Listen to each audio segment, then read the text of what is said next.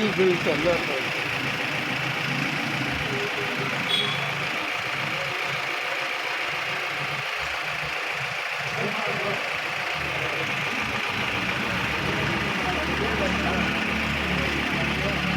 Feedback ಕೊಡ್ತಾರೆ.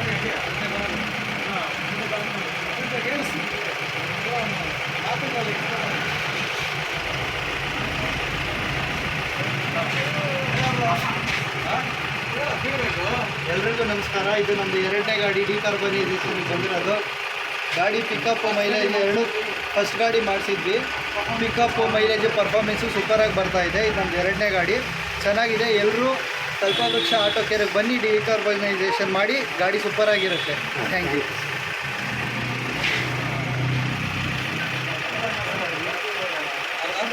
ಅಷ್ಟೇ ಕೆಲಸ ಮಾಡೋದಿಲ್ಲ.